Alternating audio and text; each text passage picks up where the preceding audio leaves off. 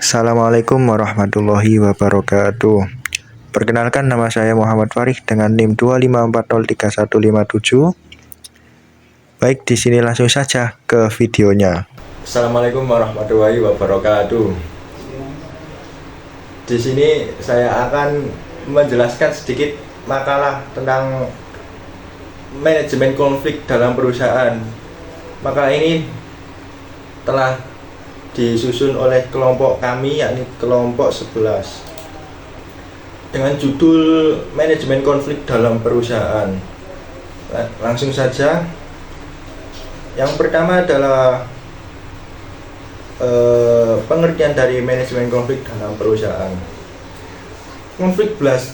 Konflik berasal dari kata Latin, yakni configure, yang berarti memukul satu sama lain, atau biasa disebut dengan konflik adalah proses sosial antara dua orang atau lebih, mungkin juga kelompok, di mana salah satu pihak mencoba menghancurkan pihak lain atau membuatnya tidak berdaya. Sedangkan manajemen konflik merupakan serangkaian tindakan dan reaksi yang terjadi antara pelaku dan pihak luar dalam suatu konflik.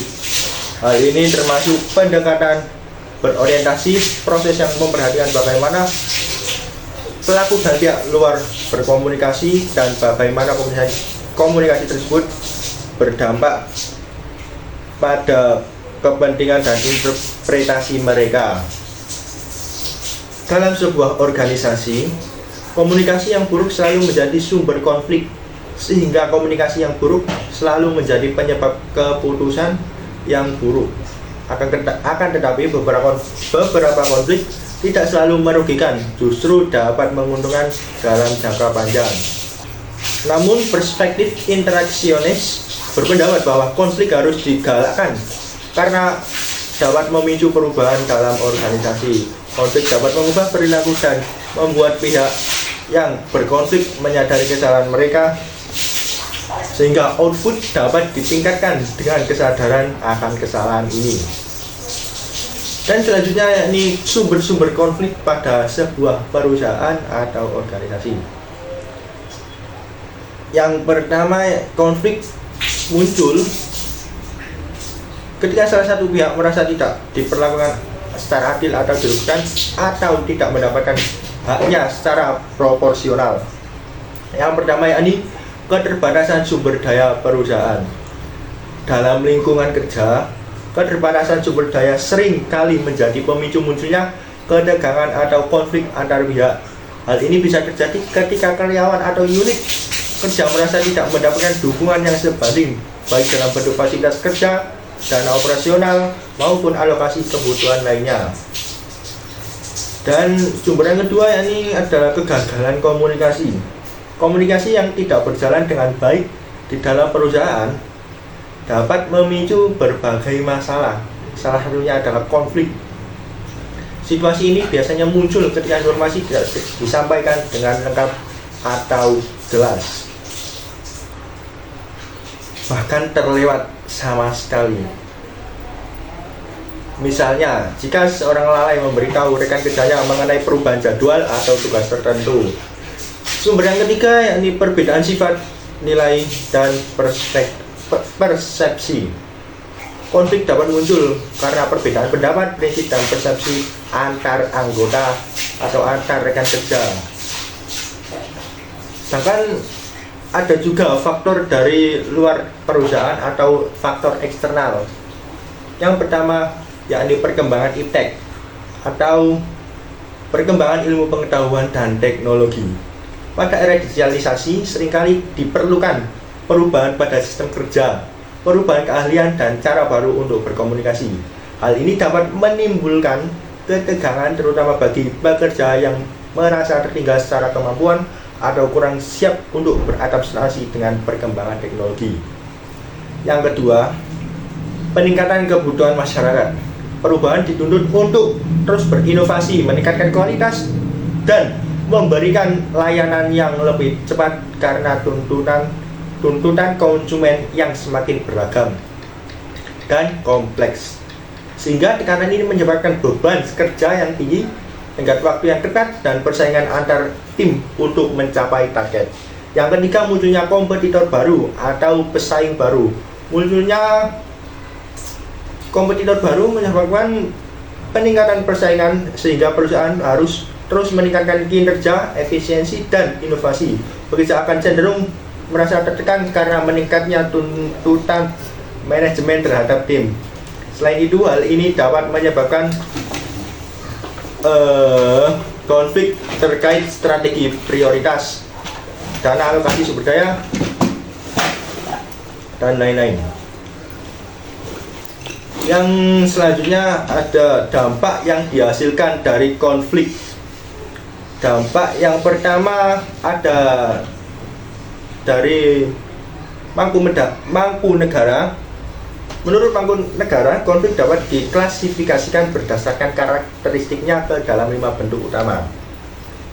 Yang pertama yakni konflik yang bersumber dari individu sendiri atau dari dirinya sendiri. Ketika seseorang mengalami pertentangan internal seperti konflik nilai, ambiguous peran, atau tekanan psikologis, konflik ini muncul. Individu mungkin mengalami stres akibat beban kerja, ketidaksesuaian antara harapan dan kenyataan, atau ragu dalam mengambil keputusannya itu sendiri. Yang selanjutnya, konflik antar individu dan kelompok dalam suatu organisasi. Konflik dapat muncul ketika seseorang tidak sejalan dengan nilai standar atau tujuan kelompoknya. Hal ini dapat terjadi karena perbedaan pendapat, ketidaksepakatan tentang keputusan kolektif, atau ketidakcocokan dalam pola kerja. Yang selanjutnya, konflik antar individu dan kelompok dalam lingkup organisasi. Konflik ini biasanya muncul ketika lebih dari satu individu atau kelompok memiliki kepentingan, tujuan, atau persepsi yang berbeda tentang suatu masalah dalam organisasi. Biasanya bersifat horizontal dan melibatkan kerjasama antara unit kerja yang saling tergantung, tetapi memiliki pendekatan atau tujuan yang berbeda. Lalu ada konflik yang terjadi antara kelompok-kelompok dalam organisasi.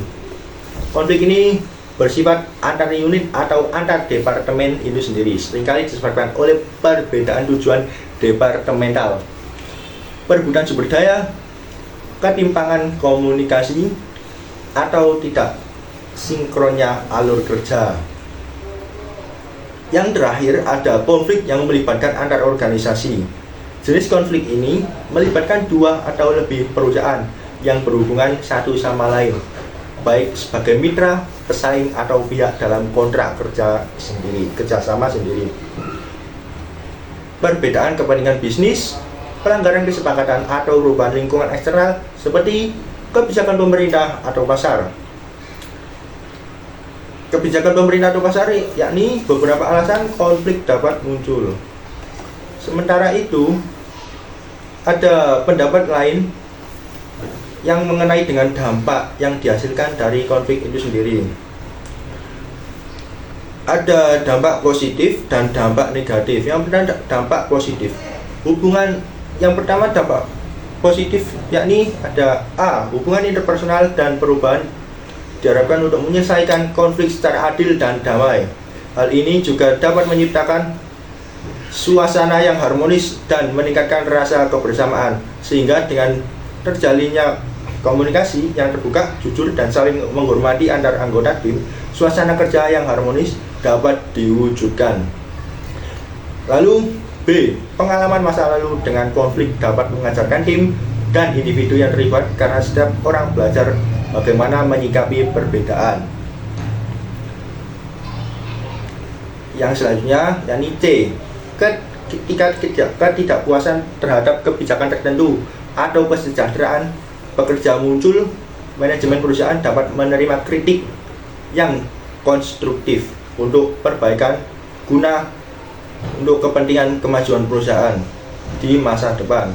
Kritik dan masukan tersebut sangat penting untuk dijadikan bahan evaluasi guna melakukan perbaikan yang dapat mendukung kemajuan dan keberlanjutan perusahaan di masa yang akan datang. Yang selanjutnya ada dampak negatif. Dampak negatif yang pertama yakni menghambat komunikasi di dalam tim dan menimbulkan miskomunikasi atau yang biasa disebut yakni miskomunikasi atau aliran informasi yang terputus. B.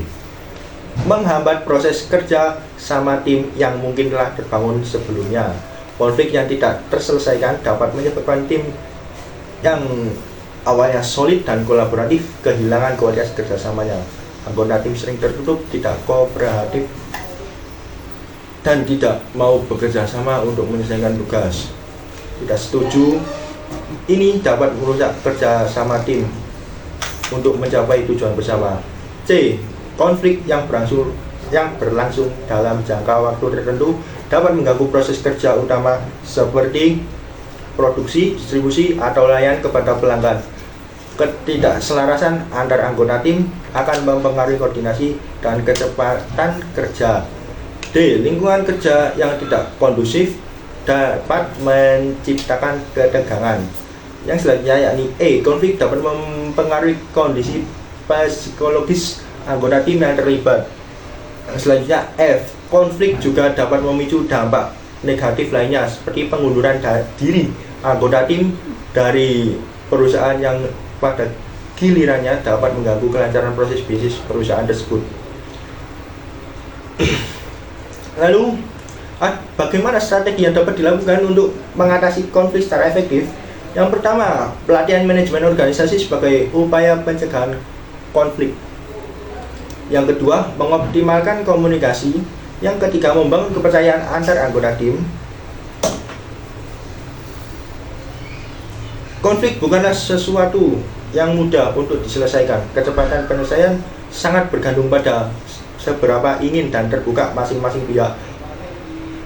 Lalu ada beberapa metode untuk mengatasi konflik, antara lain sebagai validasi informasi yang masuk, perundingan dan negosiasi.